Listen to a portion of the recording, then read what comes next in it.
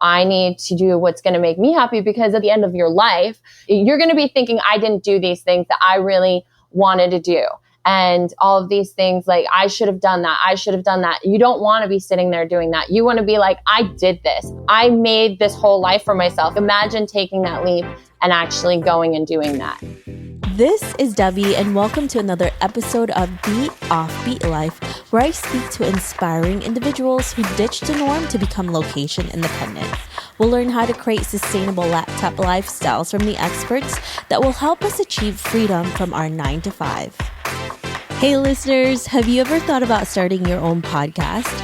Lucky for you, I have created a new site that will help you learn how to launch, grow, and monetize your own show. I offer one-on-one mentorship programs, and I'm launching an ebook, How to Create a Profitable Podcast, that can help you take your podcast from hobby to profitable business. Visit howtocreateapodcast.com to learn more. Again, that's howtocreateapodcast.com. See you there. On this episode, I speak with Shawnee, who left her corporate career in New York City as a director of social media in search of life's greatest adventure. Shawnee is now a full-time content creator on Instagram with a passion for life, fashion, and travel. She first fell in love with travel on her studies abroad in China, and ever since has felt that travel has increased her desire to learn about other cultures and the world. Listen on to find out how she's able to leave her corporate job to become an Instagram content creator. Hey everyone, thank you so much for joining us. I'm so excited to be here with Shawnee. Hey Shawnee, how are you? Hi, I'm good. How are you? I am wonderful. Thank you so much for doing this interview. I know we've been trying to get together and to do this for a while since we actually met. So thank you for putting up with me. Yeah, totally. I'm so excited to be here. This is so fun. Yeah, so before we get to all of the amazing things that you're going to tell us, can you tell us a little bit more about you and why you live an offbeat life? So I'm actually originally from Brooklyn, New York, which is super strange because it's like kind of a unicorn. Like nobody's ever originally from Brooklyn. And I started my career in marketing. That's actually what I studied in college. And I kind of was doing social media marketing. I was director at a corporate company for a long time. And I just kind of felt like I wasn't really doing anything creative, and I really needed some kind of an outlet. So I started my Instagram page, and I'm a huge fan of travel. So I just was like, I want to do this on the side just to fulfill that need that I kind of felt like I was missing in my actual career. So yeah, I started this Instagram page and got super into photography, and I really didn't know anything about photography before. I totally thought that I could do this all on my iPhone, but now I have like a legit camera and everything, and I'm learning things every day, and it's so exciting. And, you know, this whole thing just kind of turned into my full-time career, which is so incredible. I'm so lucky. And now, you know, I get to travel for a living and work for brands and work for myself. So yeah, I guess that's kind of my story. Well, it's a great story. And it also seems like it was an easier transition for you because I've interviewed a lot of content creators who were able to transition to social media and running their own website, but they had no background on it. But you were already an expert, right? You were a director in marketing and you did a lot of social media work. What was that transition like for you from leaving that corporate job to finally realizing one day, I'm going to do this. I'm going to start on my own and become an entrepreneur? So honestly, actually, I feel like sometimes when you're, you know, I don't know if you guys have ever heard of like the law of attraction. I'm a huge fan of the law of attraction. I was actually on a blogger retreat the week before I left my job. And I said to one of the hosts, like, how can I not go back to work? And then the following week, they were laying people off. And I happened to be one of the people that got laid off. And I was like, oh my God, what am I going to do? And I was messaging all the girls that I was just on this trip with, and they were like, you should just do this full time.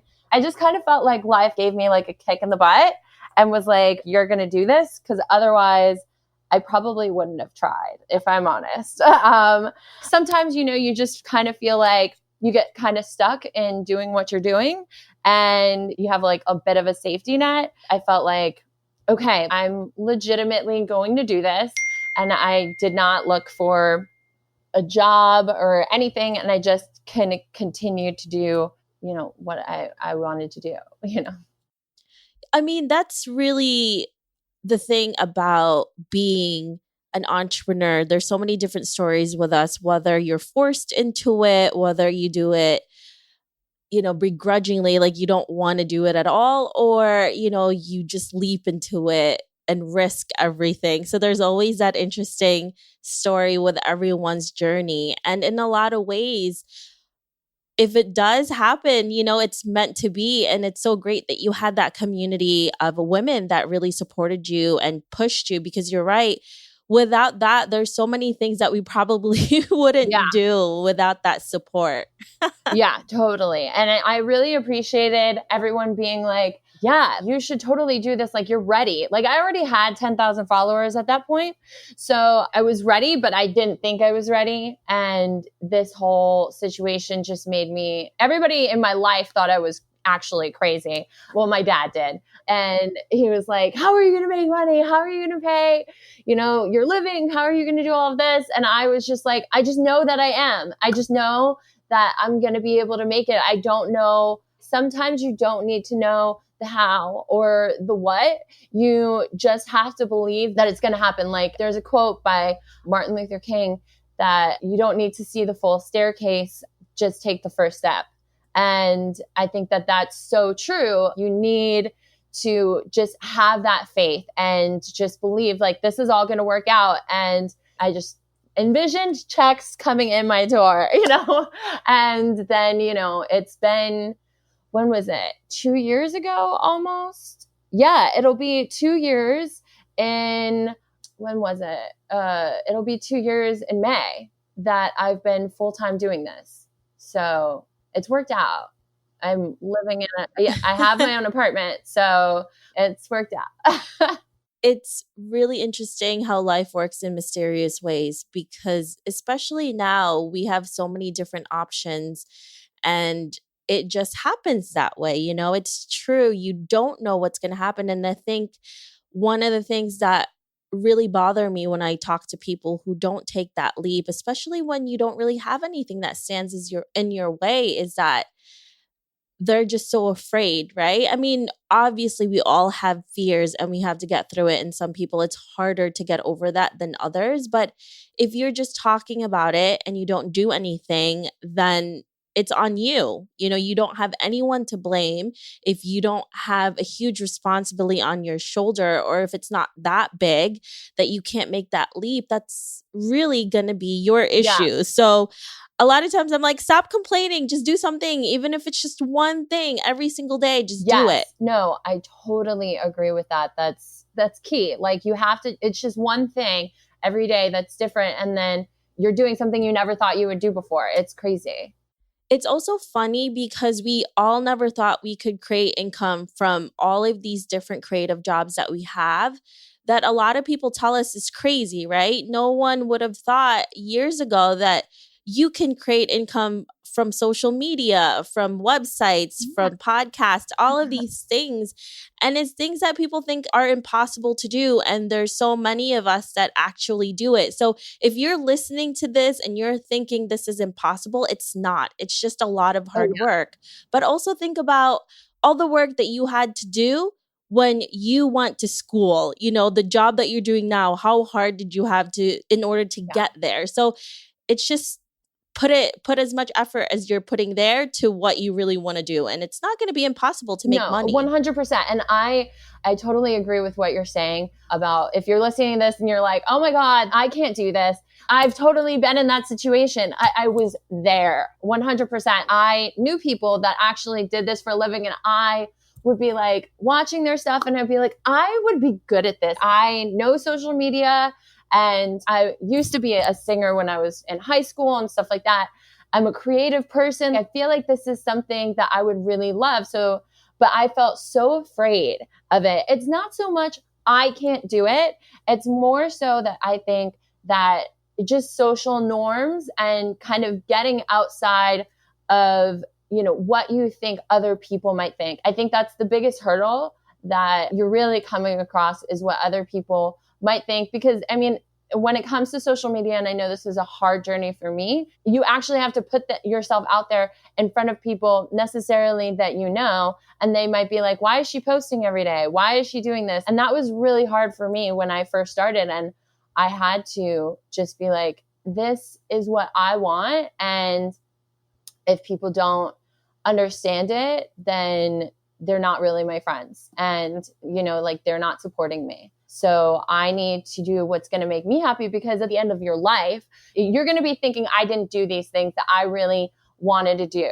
And all of these things, I should have done that. I should have done that. You don't want to be sitting there doing that. You want to be like, I did this. I made this whole life for myself. Imagine taking that leap and actually going and doing that. That's something that you want to be on your, last day. I accomplished all these things, so yeah. Yeah, but it just takes that leap of faith. I definitely agree with you on that one. And also, I think as millennials, we also have this bad rep of, we're just doing things like, do your Oh my best God, life yeah. or make it your best life.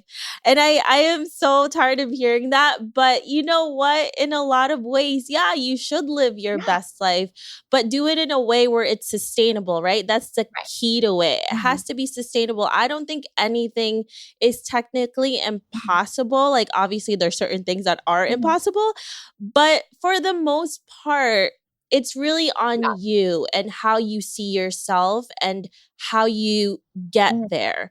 And I'm a huge believer of taking little steps to getting anywhere. I just read this one quote that one of my friends had posted online about, could you imagine what you would accomplish, like, if you just stick to something, And it's so interesting to me that we all stick to our 9 to 5s. We all stick to getting a degree in something. You spend 4, 6 years, 8 years, however long it takes you to get that degree. But if you spent that time to actually do what you love to do, can you imagine what you would accomplish? And it's also something that you really love to do. Yeah, no, 100%. I totally agree. And that's just, I feel like at some point we're just kind of just being herded into these things that just society is like, go to college. Like, we're just all getting herded from like high school to like, oh yeah, let's go to college. And while I think college is truly beneficial, I don't necessarily believe that everybody needs to go there. Like, if you don't know what your plan is, maybe you don't need to go to college right away. And maybe you need to pursue something else. I really, really, really wanted to pursue singing. And mind you, I don't regret anything. I have no regrets, but I didn't do that because I was told, well, while we're talking about generations, I feel like our parents' generation is kind of like, okay, so you go to school, you get your education, you do this, you follow all of these plans, and then you go and you get into your corporate career, and then you get, your health insurance, and then you have your health insurance, and then you retire, and then you do all of these things because it's safe, and it's super safe. And I feel some of us that are millennials, maybe Gen X or whatever, why are we just doing the same things and just following these paths that have been laid out for us? We have this life. It's an incredible thing to have. And we're just kind of just following what the path has been laid out before us. And for me, when I was starting this, and it was some nights, like, I was just like so nervous. What am I doing? But I would just say to myself, I don't want to think I could have done this. I have this time where I can try to pursue this, try to make this happen. I need to believe in myself. I need to try to make this happen. And because I don't want that to be how I did in the past, where, I didn't pursue singing because I was told, go to college, do this, do that. So I was like, I don't want to have this other opportunity be something that I didn't pursue. And I think that because I had that prior, I kind of had this feeling I don't want to feel that way about something else again. Yeah, it's so crazy how we think of life so differently from our parents, and obviously they thought something, different from their parents. So it just evolves in that way.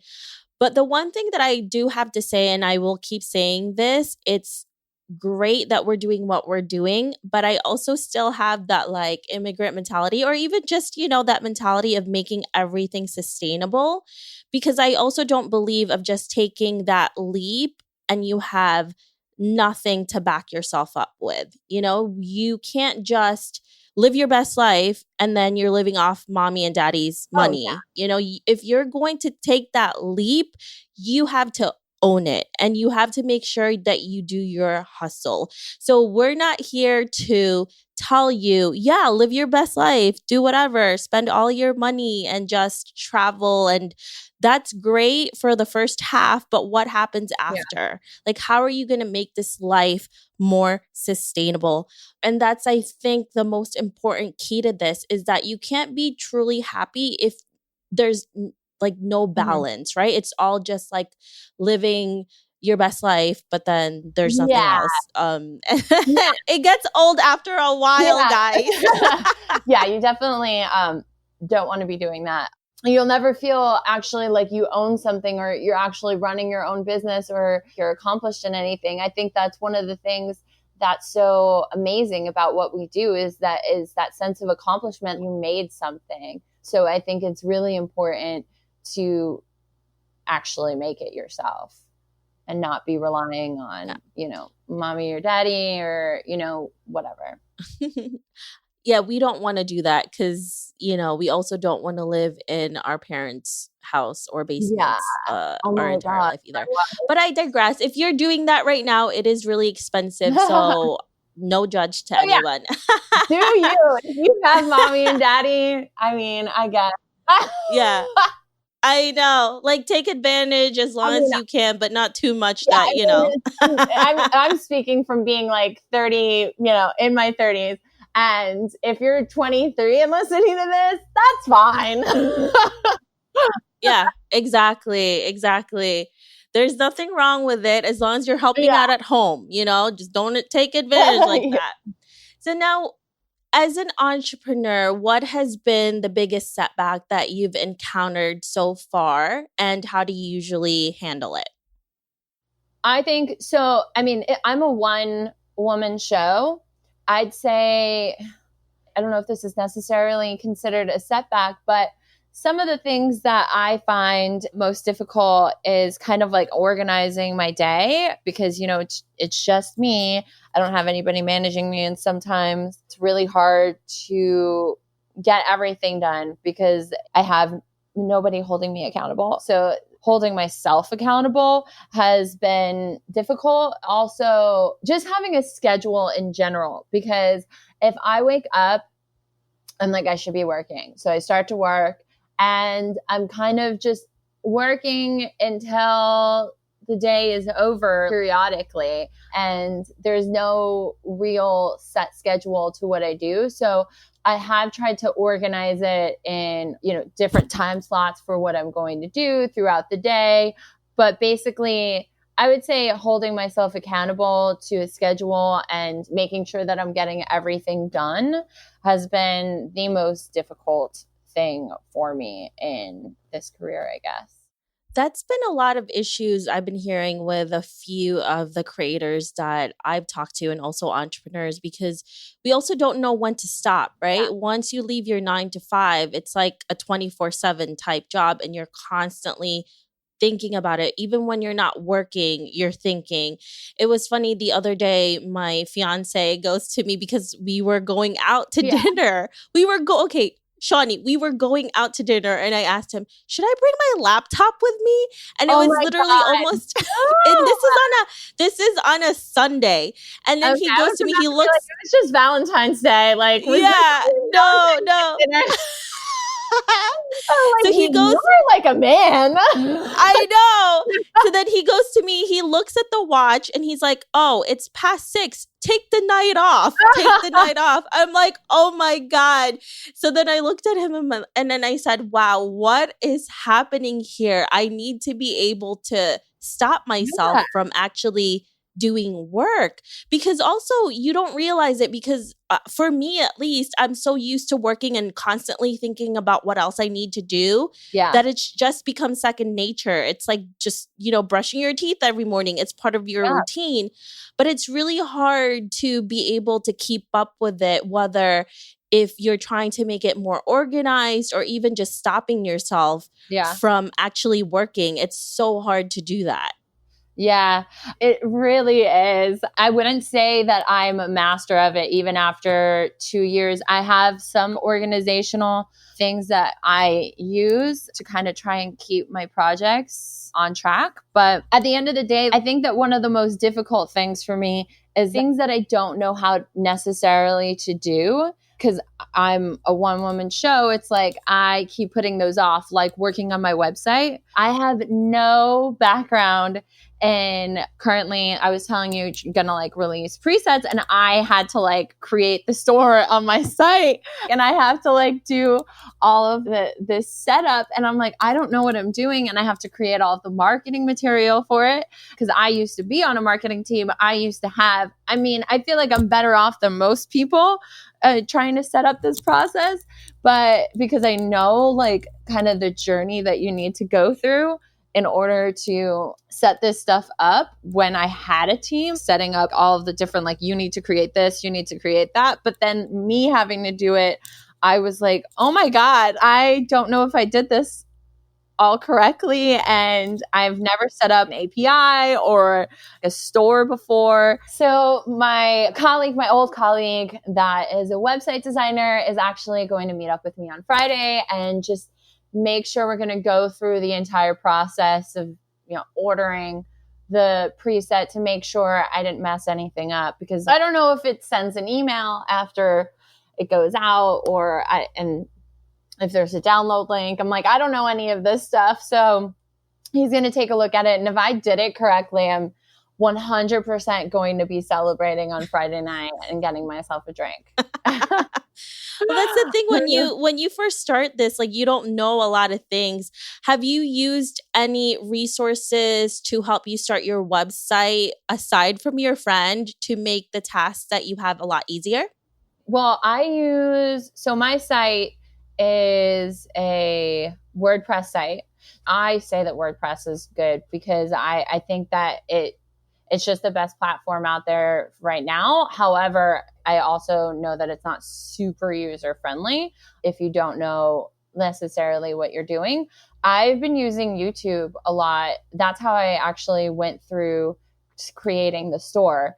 There's a lot of YouTube tutorials out there, and I always forget about YouTube, thinking like, oh, I could just, Google this and find out how do I set up this store. But my friend was like, when I started talking to him about how do I set this up, he was like, you could just look it up on YouTube. There's so many things. I was like, oh my God, why didn't I think of that? And every time I think to like text him and be like, I don't know what I'm doing, I go on YouTube and I'm like, oh, there's literally a short little code for me to just enter, and it creates this entire page. And I was like, this was 5 seconds. Yeah. So I guess YouTube is super helpful.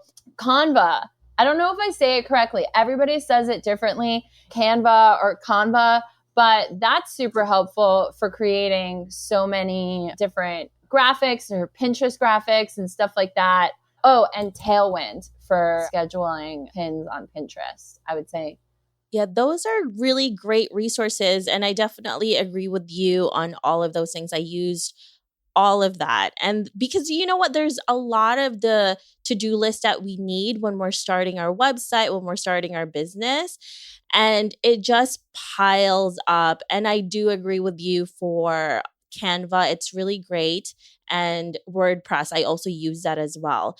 And one of the things that I also had to do when I first started my business was like finding the right name for it. I don't know if you found this the same way, but it was so hard for me to figure out something that really resonated what I was doing, and also people actually understood what was happening with my business. Mm-hmm. And I used to think that having a cool name is the most important thing. And Yeah. and as I started the business, I realized that it also has to be like SEO friendly, and also the domain name has to be available online. Yeah. Yeah. So Yeah. you Yeah. go for like weeks and weeks and sometimes even months, like agonizing all of these things. And you have a list, like you have a notebook, at least with me, because I'm a weirdo and a nerd about it. And then you go online and it's like it's taken. So that's why I'm really excited to be Yeah. sponsored by hover.com. Hover is really easy and intuitive domain name register that's easy to use. With Hover, you can go to the site, search for your name, and then add it to your cart. There's no must, there's no fuss. And they also have over 300 domain name extensions to choose from. So if you don't mind it, they'll help you do it. And also, if you want to make your life easier, you just go to them. They help you build your brand online and get that perfect domain name ASAP. So make sure you guys visit hover.com/the offbeat life to get 10% off all of your purchases for more details, because that's really helped me, especially when I was like, oh my God, this is taken, that's taken. It just makes things so much easier. Yeah. I love your name, by the way. I wanted to ask you, I was thinking last night, is it like kind of off the beaten path?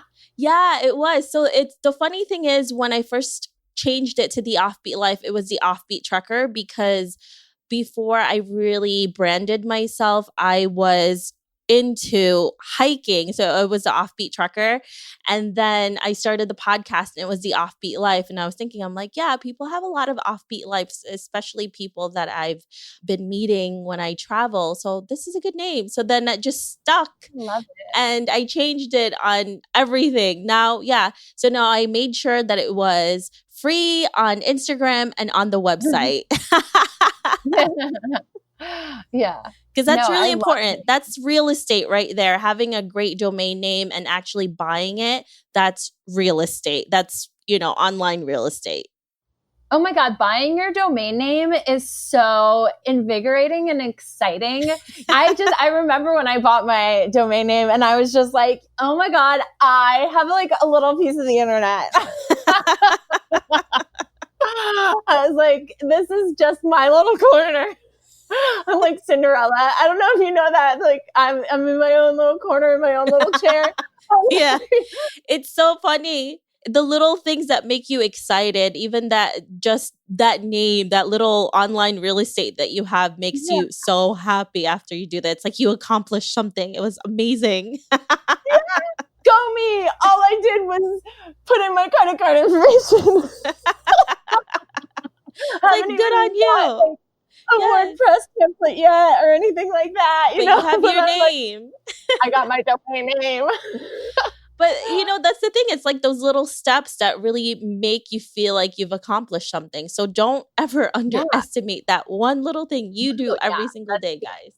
So let's fast forward to 50 years from now, Shawnee, and you're looking back at your life. What legacy would you like to leave, and what do you want to be remembered for?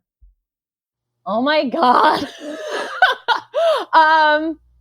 Well, so 50 years from now, like I said, I don't have any regrets. I'm a true believer of what's meant to be will be. So I think that everything that has led me up to here is how I got to where I am today.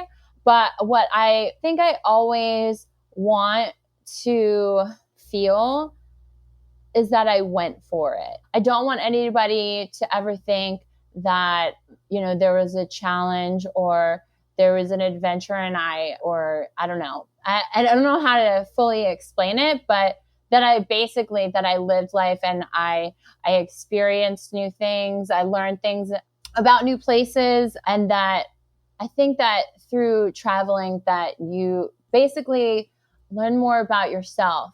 And I don't know, I think that makes you a better person to yourself and to other people. So I think that I'd always want to be remembered as someone who said yes to adventure. I don't know. I'm just making this up on the spot because, I never thought about it before. But I don't know, like a good person that, always included people, that inspire other people to, go out there and experience life to their fullest. Is that a good answer? Yeah, absolutely. I mean, that's what you're there for. You have those images that will live on. And I feel like it'll be part Yeah. of our memoriam when we're dead, and getting buried. It's like, look at all of these things that Shawnee did when she was younger. I'm gonna have them bury my Instagram feed with me. Especially all the pics in the bikinis. Hey, that's something you're going to be proud of when you're like 100 years old and you're like, damn, that was me. My grandkids, I'm going to be like, look at this. Look at Granny. Yes, that's something to be proud of, girl. Yeah. Show it. Yes. Yeah. We're like, you remember? Never mind. I'm not going to go there. It's not that kind of podcast. Later on, anyway. It will be. Later on. After hours. So I get a couple of glasses of wine. Exactly. So what are you working on currently that is really exciting to you? Well, like I said, I'm releasing presets. So I've been working on that. Basically, it's like a sunset pack. I love editing sunsets. So a lot of my sunsets are like cotton candy skies. And I feel like a lot of people release all of their presets.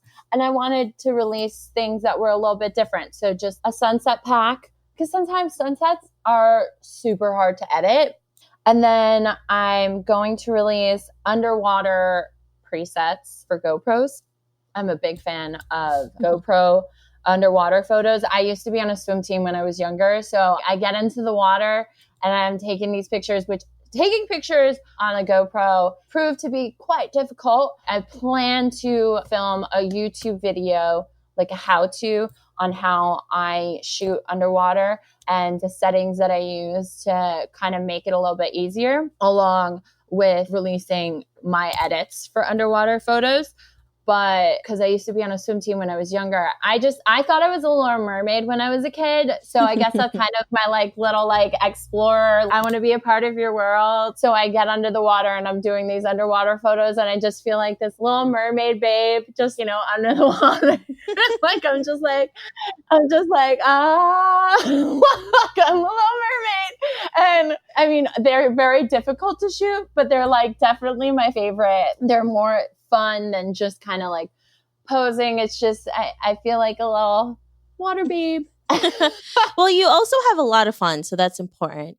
Now, if our listeners want to know more about you, where can they find you? On my Instagram, which is at Shawnee, SHAUNIE, Begley. And then my website, which is www.shawneeandthecity.com. That used to be my handle too. It was for, Sex and the City. I'm a huge fan of Sex and the City. That's where my original Instagram handle and my website actually was derived from. Aw, well, that's a cute one. Thank you so much, Shawnee, for being here with us. That was so much fun. Yeah, I had a great time. Thank you for having me. I hope you enjoyed this interview with Shawnee. Make sure to visit theoffbeatlife.com. Again, that's theoffbeatlife.com to get the extended interview where she shares how to get out of your own way to become a remote creator. Hey listeners, thank you for listening to this episode, and I'm so thankful for your support. I would love to hear your thoughts on this episode and get suggestions on guests, topics we can discuss, and so much more. Feel free to reach out at hello@theoffbeatlife.com and let me know what you'd like to hear. If you like the show, don't forget to give us some love and review on iTunes. Thank you again for being a part of this journey, and I can't wait to hear how your location independent story will unfold.